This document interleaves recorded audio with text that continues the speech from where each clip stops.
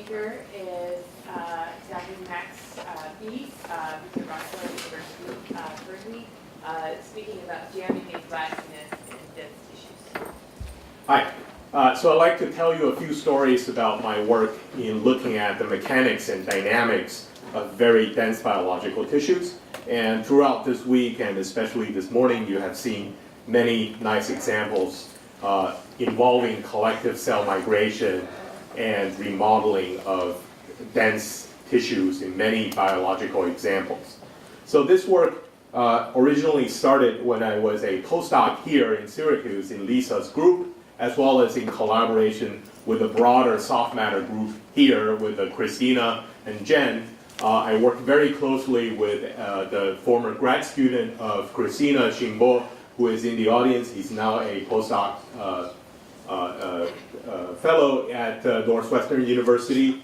And some of the experimental results will be in collaboration with Joseph's group, Frenzy and Anatole, working on cancer tumors. So I'm not going to spend a lot of time on motivation, but you have seen the nice examples of collective cell migration in all of these types of situations, wound healing, cancer metastasis, as well as developmental biology. But one thing I want to focus on and turn your attention to is the ability for cells to rearrange, even in very dense situations like this. So this is the confluent limit. Essentially, there's no gaps between cells. They're packed so densely that they're highly deformed, and yet they can still move past each other by deforming themselves and making these local rearrangements. And that can lead to global scale of remodeling. So if you think about dense systems, the first thing perhaps to me was maybe think about a dense packing of particulate systems. And this type of modeling has been also used and shown this week and in the broader active matter community. So what would you expect from a particle-based model of densely packed active particles? So this is self-propelled particle models. Essentially, you have some kind of a short-range interaction between spherical or isotropically shaped particles that can include attraction as well as repulsion. And you put on every cell or particle some kind of self-propelled motility. So this has not only been applied to flocks of bird or fish, but also very biologically dense tissues. So actually, if you study the dense limit of these type of systems, the kind of behavior that you might expect is actually not very different from what you would expect from non-living densely packed particulate systems. So here's an old paper from 2001 from Dave Waite's group looking at the phase diagram for attractive colloids that I like to show. Essentially, you can describe the mechanical behavior of these type of systems roughly by these three controlling parameters. So the effective density is quite simple. Essentially, at some critical high enough density, you can become densely packed, and that prevents the particles from moving, and thus you get a rigidity or a rigid structure in that direction. So you can enter this so-called jammed or glass region by increasing the density, or at the same time you can play with temperature, which is also scaled by the adhesion to also enter this jammed region. So temperature is easy to understand. Essentially, it's like a freezing transition, but into a amorphous state, so like a glass transition. At the same time, adhesion, essentially, it's like attraction between particles. So if the particles are very attracted to each other, you can form these gel-like percolated networks that can give you rigidity. So that's the other route of entering into this surface. And lastly, for these systems, if you want to break it up, if you want to make it flow again, you can apply shear or apply shear strain. So based on this phase diagram and these ideas, biologists and especially the Fredberg group from the Harvard School of Public Health actually put forward this conjecture of a phase diagram. So this is what they were saying, can you take that previous phase diagram and use it to perhaps even organize biological data. And you can see, I mean, this is the same axis of density, so they're imagining at some critical density there's like a jamming transition for tissues as well.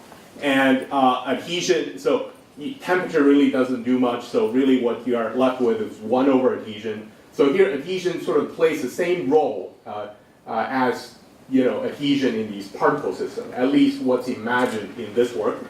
And then the third axis replacing the applied stress is motility. So we've seen the possibility of motility giving you a flow from a glassy state, so that's also included here. But if you think about many biological examples, especially the nice videos that I had in the beginning, they actually involve processes that don't necessarily require any changes in the packing density of cells, right? So you can stay in this confluent limit, and in many cases cell division is very slow or completely doesn't happen. You can still transition from a fluid state to a solid state and vice versa. So over here, perhaps the only possibility is by a motility-driven transition, but I would posit that a density-driven transition isn't really possible in many systems. And in particular, I got to work on this system in collaboration with the Fredberg group, actually, looking at bronchial epithelial cells in culture. And so essentially, over the period of about 2 weeks, the tissue essentially goes from a fluid state, which is very much sloshing around and has flows, to a very quiescent and static state. And this state, you can characterize it very much like a rigidified solid type of material as opposed to a fluid-like state here. And this is all happening without any change in the overall number of cells. And so it's remaining at a packing fraction of 1. So what, the important question then is what's predicting or controlling this behavior? And so this morning we heard a lot of talks promising that I will talk about the vertex model. So I guess I have to oblige and actually go into slightly more detail. But if I go too fast, please come to me afterwards, and I'm happy to discuss any details. So essentially, I'm going to focus this model to study a 2D monolayer tissue that's confluently packed. And essentially, this is slightly more detailed than particle-based model, where now I also capture the cell shapes with polygonal shapes. So it's a polygonal packing in 2D, and essentially you write down an energy functional that captures cell-cell interactions as best as you can. So area and perimeter are the area and perimeters of the cross-sectional cut of this 2D layer. And the area squared term is like an area elasticity, essentially comes from the fact that the volume of the cell, if you think about the real 3D volume of the cell, can't really fluctuate very much due to the tightly packedness and also adhesion with other cells in the layer. So essentially you can write down this resistant to height fluctuation term, or area elasticity. The term quadratic in the perimeter accounts for all of the elastic effects due to the concentration of actin myosin matter near the periphery of the cell. At the same time, you can also use it to capture the elasticity of the internal cytoskeleton of the cell. And lastly, which actually is the most important term, is something linear in the perimeter of the cell. And this is like a tension type of effect, so this gamma is like an effective tension. And it's really driven by two important effects. One is cell-cell adhesion. So when cells adhere to each other, that is usually due to the higher concentration of adhesion molecules along the edge shared by cells. And the higher concentration of these molecules you have, the more of an energetic tendency that they will share a longer boundary, right? So this, if you have a higher and higher adhesion, that actually lowers the effective tension and could in fact make it negative. At the same time, competing with the adhesion effects is something like a real tension, which is due to the actin myosin cortex again, that wants to shrink the cell, that wants to minimize the perimeter. So these two compete to give you a effective tension on the perimeter of the cell. Now, so for the first part of my talk, with this model, what I'm going to assume is that every cell will have the same value of these parameters that you see. And so it's a homogeneous tissue.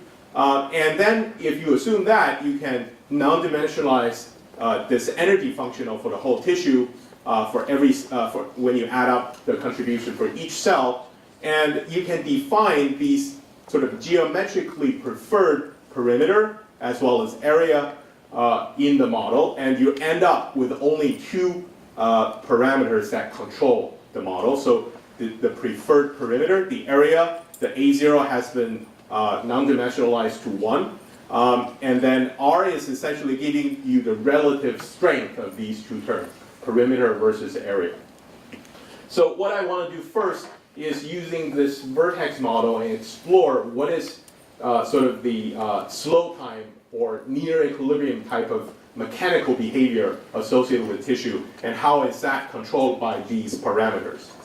So as we have seen, examples of how cells rearrange in this dense tissue is mainly due to cell division, cell death, and then lastly, T1 transitions. And so here I'm not going to consider the effects of cell division, those that have been extensively studied. But if you think about, without cell division, the only thing that you're left with is this T1 transition. And this is just a simple animation of me doing by hand a bunch of T1 transitions at places that I picked, just to demonstrate for you that this is the only mode for a cell to move from point A to point B without going out of the plane. Okay? So what we do with the model is that I can go into the tissue at every edge. I can probe what is the energy barrier that is required, or the amount of work that the cell has to put in order to make a local move like this. Right. So the cell has to really, in order to make the T1 transition, it has to squeeze past the tight confinement that is due to its neighbors. So a typical energy trace looks like this, from an initial state where the 4 cells are arranged like this, and then basically the middle edge will be shrunk so that the red cells want to come into contact, and at the point of contact, you reach a kind of a cusp in the energy, or a maximum in the energy.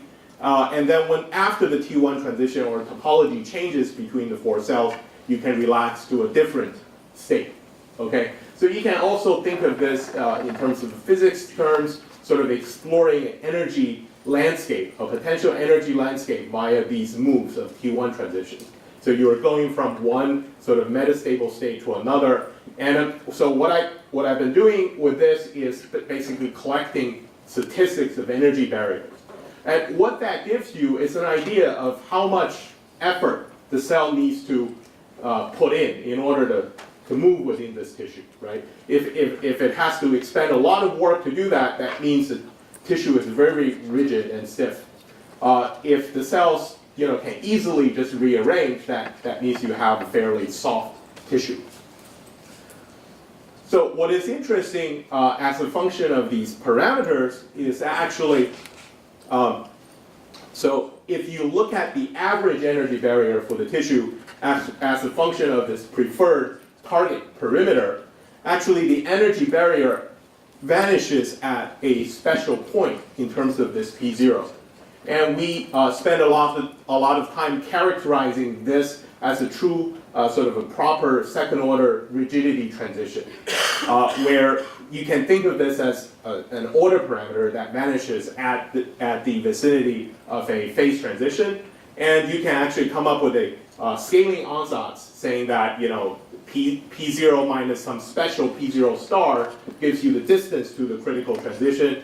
And if the data can be collapsed onto this scaling ansatz, that shows it is a very it is a true second order phase transition for this order parameter. So in fact, if you take all of this data, do obey the scaling ansatz, and they collapse very nicely onto these two branches, one corresponding to the rigidity and one corresponding to the fluid branch.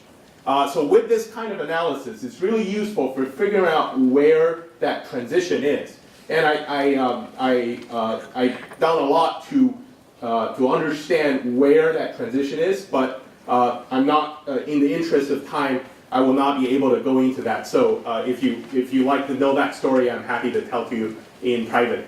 But as a function of P0, essentially, we find these two phases. One is mechanically rigid and one being mechanically soft. And that transition takes place at this P0 star. And again, right, this P0 is being tuned biologically by these two effects. You can either think of a increasing or decreasing of cortical tension into that direction can make the tissue soft, or increasing cell-cell adhesion.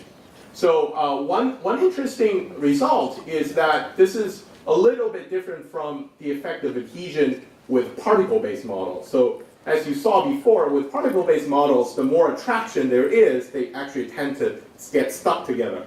But here, actually, the increasing cell adhesion makes shared boundaries longer, and that actually makes the whole tissue softer. That lowers the energy barriers for these rearrangements so that to a point where they actually vanish to the right of this point.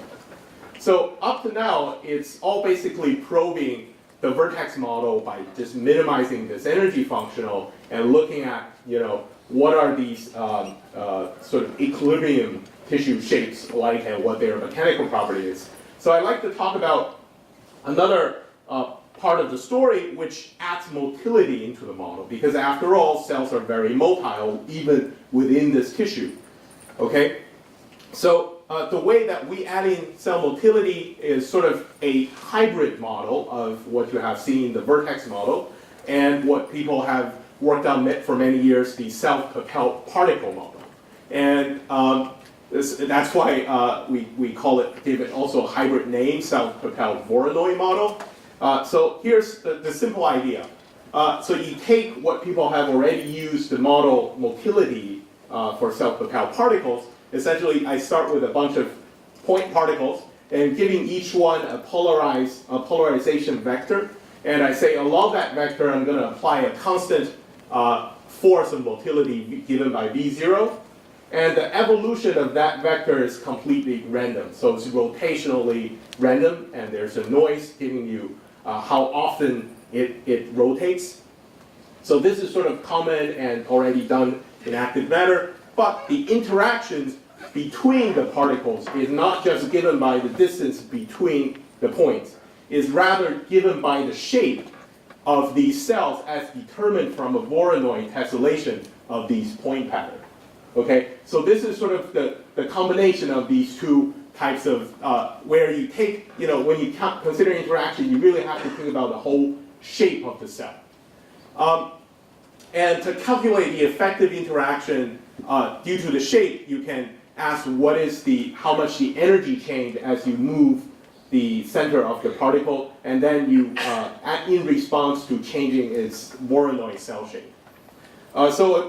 Okay, so you can put two of these together and write down a overdamped equation of motion with this interaction force, which is complicated and derived from the vertex energy, and a motility. One interesting consequence of this, and very importantly, is that the interaction here, again, is not pairwise between just 2 points. It's actually multicellular. That is simply because the location of these vertices, for example, this middle vertex, depends on where all of its neighboring, the trio of these cell centers are. So it makes it a slightly more non-local interaction. Okay, so that's an interesting consequence of this. I think captures cell shapes slightly better than particle models. So let's just see what a model like this would do. So we already know, as a function of P0, there is this rigidity transition if I don't put in any motility, okay? So that red star, on the right of it, you have soft tissue. On the left, you have rigid tissue. as I increase, giving it some amount of cell motility, immediately you see on the soft side, it's immediately enough to make the cells rearrange. And you go into this fluid state, and you can characterize it using all the measures for a fluid, and it is a viscoelastic fluid. So at a short time, the cells may seem caged, but on the long time scale, they are able to diffuse longer distances. So at the same amount of motility, if I come back into the rigid side, you see that it's not enough to make the cells move around. So this means that you're stuck into this amorphous solid state, and all that activity is doing is just jiggling the cells around, maybe like a type of a temperature almost. It looks like a thermal noise due to temperature. And if I go up again at the same value of P0 from this rigid state, then I can melt it again with amount of, that means I've given the cells enough motility, and you get a very fast flow. So there seems to be this, not just the rigidity transition at zero motility, but there seems to be a transition broadly from a fluid state to this solid type of state. And then we can actually try to characterize this transition.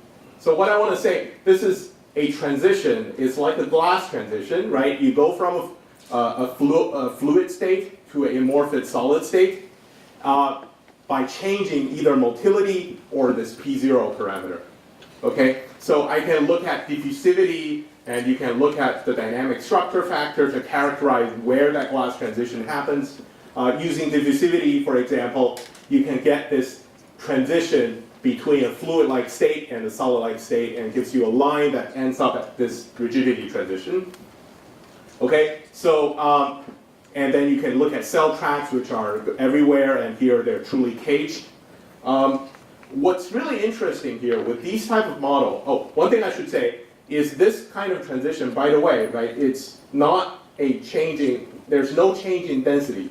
This is always packing density of 1, right? So it's sort of similar to jamming glass transition, but it's also different in the sense that you're not tuning density, you're tuning how they interact with each other.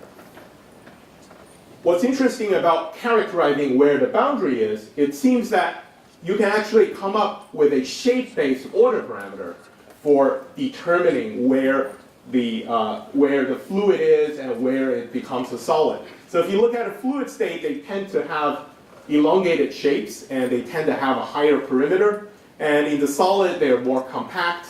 So we propose that basically you can look at this very simple geometrical order parameter, perimeter divided by square root of area. So nice non-dimensional thing you can calculate from a snapshot, which should be really useful for experimentalists. And actually, if you look at that, exactly where you transition from a fluid to a solid, this number Q goes from a greater than 3.813 to less than this threshold. So when exactly is equal to 3.813, it lays right on top of the phase boundary determined from dynamics. So this is a nice example. It's maybe a rare case where structure can actually correlate very well with dynamics. So I just want to quickly say that we've heard about active matter models. The effect of changing the persistent length or the persistent time scale for the rotational diffusion actually changes where the glass transition happens for cell-propelled particle models. But in this model, as we go from a more Brownian, which is a higher value of rotational diffusion, to a more persistent limit, it actually changes, it does shift at higher motility, shift to where the glass transition boundary is, but it actually ends up being the same point, and all ultimately controlled by this rigidity transition. Okay. So putting all this together, this may be a framework for biologists now to perhaps organize data and see, put fluid-like tissues on one side and solid-like tissues on the other side. And this gives us a slightly better idea of what might control the transition between those two behaviors. So in the last few minutes, I'd like to talk about our work with Joseph. in looking at the mechanical heterogeneity in cancer tumors. And Joseph has already told you about his really cool optical stretcher setup. And essentially, if I just look at his data and say, okay, so by stretching cells, the cancer cells seems to be a lot softer compared to the control or the non-cancer ones. And at the same time, if you look at how they relax, which is related to how well how they're contractile, the cancer cells are also more contractile. So if I just naively took those two pieces of information and go back to the phase diagram that I have, could I just say maybe cancer cells are softer, so that puts them maybe to the right, and they're more motile, and that makes them going vertically up. So perhaps cancer cells tend to be more fluid-like than solid-like. But that's not enough, right? And as you have already seen in these histograms for cell deformation, the cancer cells are not overall softer. The histogram is shifted not only to the right, but they're also much more broader. This one, the cervix cancer, is significantly broader in the single cell stiffness compared to the normal. So what I did in the model is you can actually, a natural step to take would be to look at heterogeneity in these single cell properties. And I did the most basic thing that you can think of, essentially assume that these P0s for individual cells can be different, and they're just given by a Gaussian distribution in the first order, okay? So given by some width and some mean. And let's look at what happens to the rigidity of the tissue. We already know that the shear modulus goes to 0 at this point if there are no heterogeneity. That's the previous result. If I just add in heterogeneity, it looks a little messy, but basically what's happening is as you increase the width of that Gaussian, the rigidity transition gets shifted to the right. It gets shifted to further and further, higher and higher values of the mean. So this is a little bit hard to see and understand. And what I want to then say is perhaps think of a simpler way to understand how the rigidity transition shifts when you introduce heterogeneity. And so this is another conjecture saying that perhaps P0 is also related on the single cell level to just the how soft it is. So I got that P0 is a good measure for tissue stiffness at the global level. What if I also use that number at the local level? If I say a cell with a P0 less than this number is rigid, if it's greater than that, it's soft. Now, then I can take my Gaussian distributed P0 and draw a line at 3.81. Everything to the left of it I'm going to call rigid, and to the right of it I'm going to call soft. Okay? So a picture like this with many colors representing P0 just goes into two colors. Okay, so if I do that, it seems that all of these shear modulus curves as a function of different heterogeneities actually all, they're all 0 as a function of this fraction of cells with P0 less than 3.81 at precisely the same fraction, around 47%. And above it is actually a finite shear modulus, meaning it's rigid. So meaning the rigidity transition for heterogeneous tissue is controlled by the fraction of cells that are rigid versus soft. Okay? And furthermore, you can write down a scaling argument, basically scaling all of these curves on top of each other by just dividing the shear modulus by the width of the Gaussian. So, and the transition happens around 47%. I think this is related to the rigidity percolation of these rigid cells, but I'm doing much more work to verify that and do the whole standard percolation analysis. But one interesting consequence of this is as a function of the mean and heterogeneity, it means that you could have a tissue which is soft, right, in this blue region, by simply not changing the overall stiffness. You keep the mean fixed, you can actually go up into the soft, I said it in the reverse. So you can actually go from a rigid tissue to a soft tissue by just changing the heterogeneity. without changing the overall stiffness. Okay? So just making the distribution wider actually rigidifies the tissue. And lastly, I'm totally running out of time. I just want to say, now if you pump in cell motility in the presence of these heterogeneities, you actually see very interesting collective behavior in terms of streaming.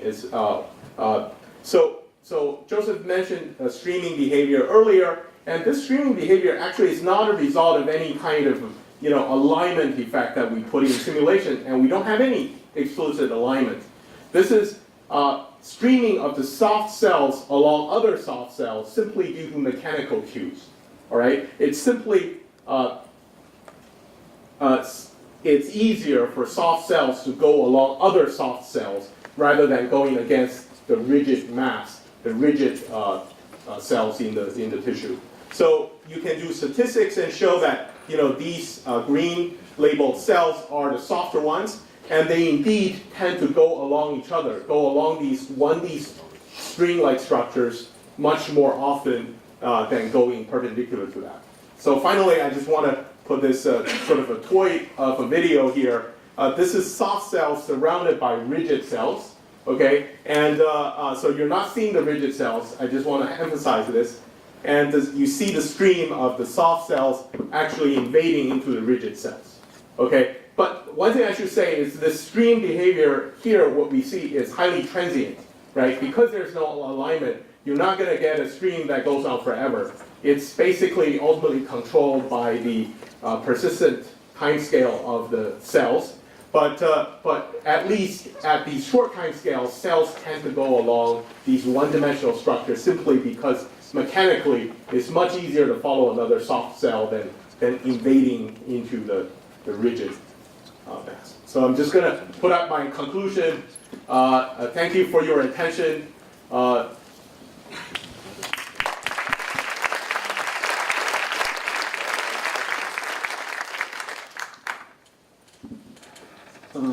wanted to ask about the self-propelled Voronoi model. Yes. So I was wondering how realistic is the assumption that cell polarity cues are random?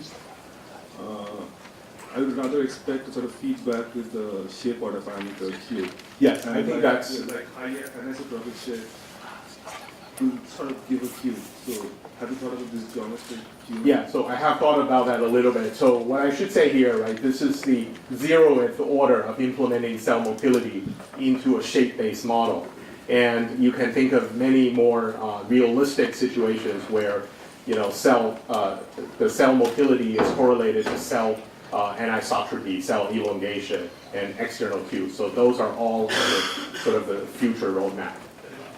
You would just strengthen, for example, the streaming would be just even more pronounced. Yeah, so for example, right, if you put in the type of V-check interactions, that will enhance the stream significantly.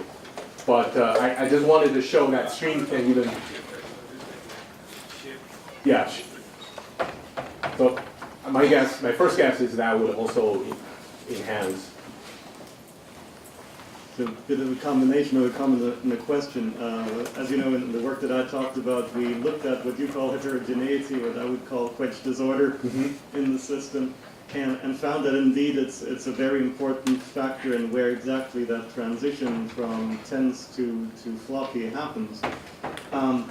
But for us, it didn't look like we could separate the cells into two populations then, those that are stiff and those that are soft. Instead, what we saw was that there's a huge variability then from sample to sample, rather than from cell to cell. So that it matters very much what the microstructure of the entire sample is for its overall tensile state. Are you suggesting maybe it's very sensitive to the initial state Yes. that you started with? So I think perhaps in these SPD models, even without motility, it's somewhat much less insensitive, much more insensitive to the initial condition, because we're not hindered by any kind of topological moves, right? I'm not making any T1s by hand, so I'm allowing it to completely relax to a system where which minimize the energy. So in that case, I do see smaller aggregations of softer cells and versus rigid cells. So there is some, it's not complete phase segregation because it's a Gaussian distributed P0, but we see that this sort of a robust, smaller clusters. I think we have time for maybe one more question, and then we'll be going to lunch afterwards, so if you can continue at that time. So just to tie maybe the four invited talks together, so Joseph mentioned about the streaming, Zilko mentioned about streak formation, and Frank in his talk showed these beautiful movies with the streaks sort of forming. So thinking about the next level of patterning and morphogenesis and whatnot, you have a conjecture that the variation in area would lead to these streams. Have you thought about Variation of preferred perimeter. preferred perimeter, sorry, preferred area, preferred perimeter, yes, in this case. Have you thought about other mechanisms that could lead to this streaking or streaming?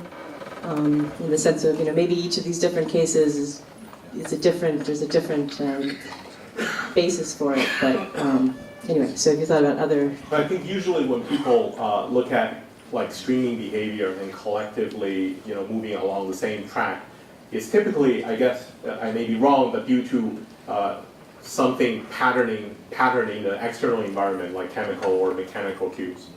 So in this case, it's sort of an exception from the rest of those examples, where it's really due to how cells interact, give rise to this emerging streaming. It's just like a following behavior simply because cells can sense the rigidity of their environment. Okay, let's thank all of our speakers for this morning.